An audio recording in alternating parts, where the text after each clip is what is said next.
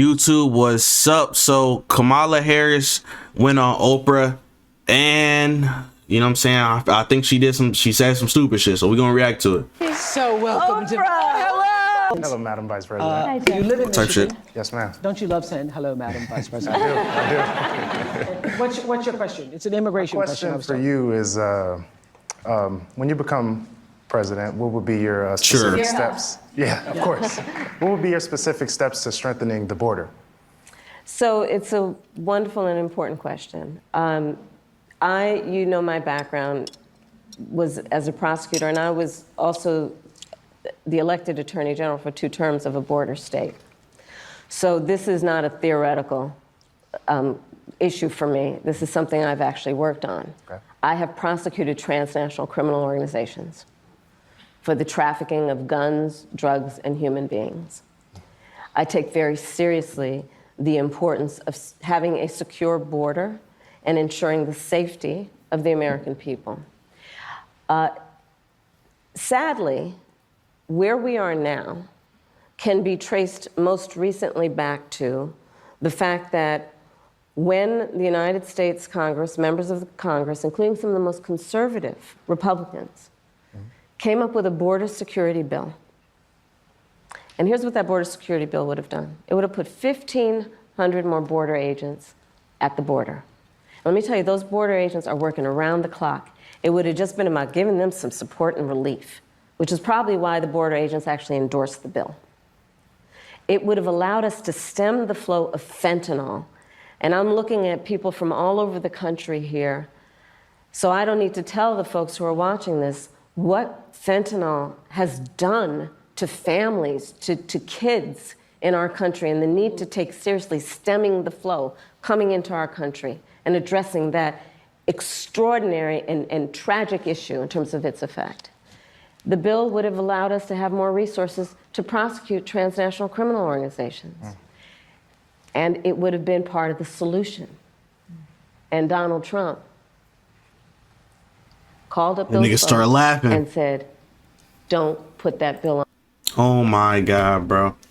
Oh my God. Can she go one sentence without blaming Trump?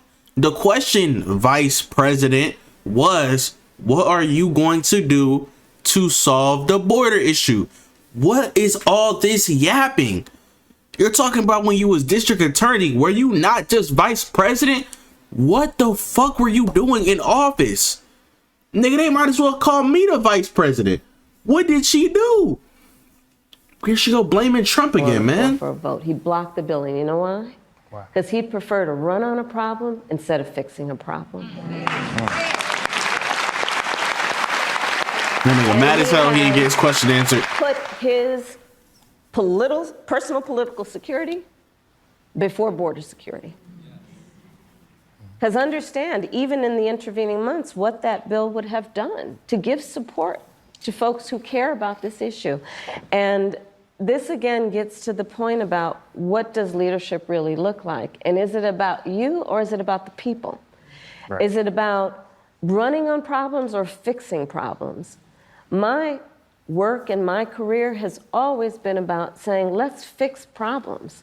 Let's address the needs, because we know it's within our capacity to do that. So to answer Justin's question, now that that bill has gone and hasn't passed, will you reintroduce that? Absolutely, and when I am elected president of the United States, Please, I will no. make sure that bill gets to my desk and I will sign it into law. Please, God, no, bro. Thank you, Justin. Thank you. Thank you, Justin. Who are these NPCs, bro? Just clapping. Majority of young No. Americans 18 to 34 This say nigga that ain't the clapped cost of yet. living is their top issue ahead of the election. Black Let's take a look. ass clap. Groceries are extremely expensive right now. I don't understand how people are affording life right now. For so many Americans, the high cost of living is their top Damn, why they ain't put my concern this TikTok up there? election. Rach, we have $435 to last us till the end of the month. Okay? What? In Philadelphia, Rachel and Garrett say they have to watch every penny. When I think of middle class, I think about people who are able to just get up and go and do things within their means and like not extravagant things, but be able to get up and go to dinner whenever Middle they class, want, damn near or poor maybe now. take that trip, that long weekend trip. They Ain't don't no more have middle that class, bro. Either you luxury. poor, it's either you poor or rich, bro. No such thing as middle class, bro. By No a such thing. long shot, her tax plan is phenomenal. No glaze. Kamala Harris just delivered her new economic plan, and boy, oh boy, is it good for small business owners. Holy shit, you guys. Kamala Harris is going to announce tomorrow a $25,000 tax credit for first-time home buyers. When I am elected president, I will make it a top priority to bring down costs and increase economic security for all Americans. Well, Rachel and Garrett are joining us on Zoom from Pennsylvania, and I understand your sister and Jesus brother-in-law Christ, moved bro. in, and you're hoping to save money to have a second child? That's right. Hi, Oprah. Hi, Madam Vice President. It's nice to be with you all. Yes. Hi. And so, what did you want to say to the Vice President? So, Madam Vice President, we are, like many, many young Americans, just experiencing a very high cost of living. We ended up giving up our apartment, moving in with our parents. Watch her dance around this question. Who were so gracious to take us in for over a year so that we could. Damn, hold on, bro. They moved back in with their parents, bro. Only white girls will allow this shit, bro. Only a white girl will allow you to move into the house with y'all parents after y'all go broke. My girl would have just left me and found an athlete or a rapper or some shit. Why this nigga got this stay down joke? It's some bullshit, man. I'm about to get me a white girl, money bro. And ultimately buy a home, because that's what we thought the American dream was, to get married and buy a home and have a baby. And now here we are, and our mortgage is incredibly higher than what we thought it would be. And my sister and our brother-in-law are living with us right now so that they can hopefully one day do the same. And while it's beneficial for us because they help us pay off some of our mortgage, it's also beneficial for them because they can save on cheaper rent. But we really would love to know what your plan is to help lower the cost of living. Answer the question. Yeah. First of all, thank you both for being here. And yours is a story I hear around the country as I travel. And in terms of both rightly having the right to have aspirations and dreams and ambitions for your family, and working hard and finding that the American dream is, for this generation and so many recently, far more elusive than it's been. And we need to deal with that. And there are a number of ways. One is bringing down the cost of everyday necessities, including groceries. So that's why I'm taking on, for example... Oh, really? Oh, we have to lower grocery oh my God, thank you. Example, price gouging, which is when, most companies and corporations are good, but for those bad ones, they take advantage of people, especially during a pandemic or extreme weather, and they end up jacking up prices, and there needs to be accountability and consequence for that. So I'm going to be taking on price gouging. But it's also about dealing with what we need to do around home ownership, right? So as someone mentioned during this film, look, I grew up a child of a mother who worked very hard. She raised me and my sister, and she saved up, and by the time I was a teenager, she was able to buy a home. And we grew up actually for a long time in an apartment on top of a child care center that was owned by the woman we called our second mother, because she helped my mother raise us. And she was a small business owner, Miss Shelton. So I'll bring all this together to tell you, the way I think about it is, one, when people work hard and have a dream of buying a home, we should give you the opportunity to dancing be able to around do that, the question. which is why part of my plan is for first-time homeowners, buyers, to have a $25,000 down payment assistance to buy your first home. Because people just need... Oh, shit, hold on, what? to be able to get their foot in the door. Money? And then you do the hard Free work. money? Part of my plan is what we need to do to support small businesses, because my second mother was a small business owner, and I love our small businesses and our small business owners. They are not only business leaders, they are community leaders. They mentor, they hire locally, and we have so many entrepreneurs in our country who have great ideas, incredible work ethic, but not necessarily access to capital, because not everybody, like my opponent, was handed $400 million on a silver plate that he filed bankruptcy 6 times on. And so part of my plan is to give startup small businesses a $50,000 tax deduction. Yeah, to give me start up their 400 small million. I'm business. moving to Right now, it's Jamaica. $5,000. I'm gonna be We'd in like to Miami start the a small same day business with the $5,000. bitches. So that's part of my plan. That's a teeny tiny business. That's a business in teeny tiny right, business. Like, it's a concept of a business, Yeah. right? Yes. You know where I'm going. That's right.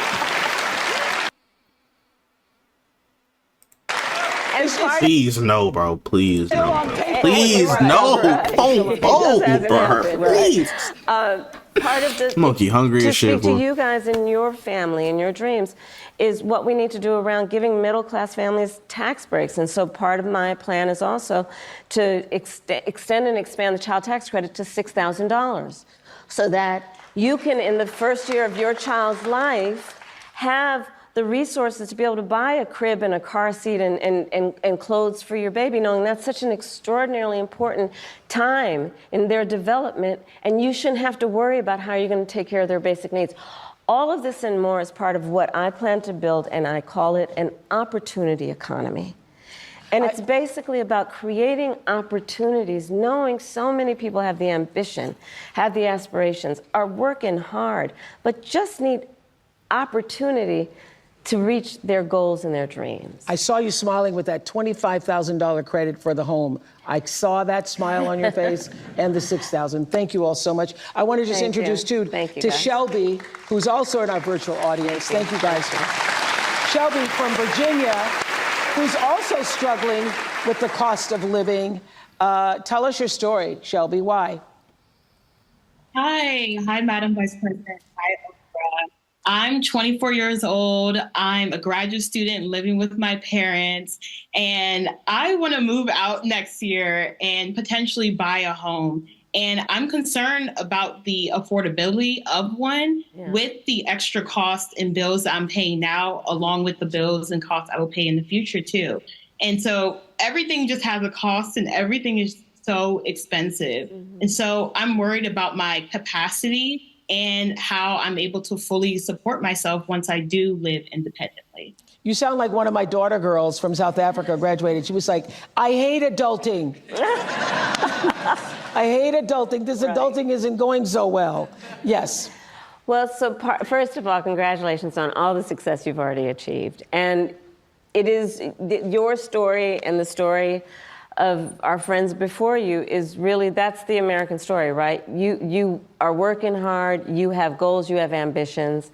And so part of it is, again, the $25,000 down payment assistance. Part of it is what we need to do to also push back against a very different vision for our country. Because look, in this election, there are two very different visions for our country. One, for me, that is focused on the future, including you, and another that is focused on the past. What Donald Trump, what my opponent plans on doing for the economy is doing what he did the last time he was president and giving another tax break for billionaires and the biggest corporations that would add $5 trillion to our deficit. And get this, he plans on doing what I call a Trump sales tax, which is basically he's going to put a 20% tax on everyday necessities that economists have estimated will cost the average American $4,000 more a year, which is why Goldman Sachs, which is why Moody's, which is why Wharton School of Business, which is why 16 Nobel laureates have collectively determined, after analyzing our plans, one, mine would strengthen the economy, his would weaken it. Two, that on his plan, he would actually blow up inflation and invite a recession by the middle of next year. So when you think about the cost of living, my approach is about lifting you up.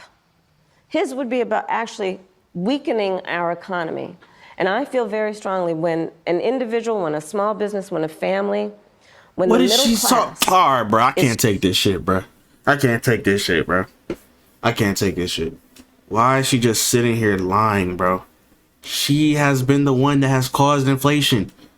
Nigga, there was no inflation when Trump was president. Why all of a sudden we just be inflation out the ass now? Cause you said so? Hey, fuck out of here. I'm not gonna listen to nigga another hour of lies. Man, y'all let me know what y'all thought about this, bro. Jesus Christ.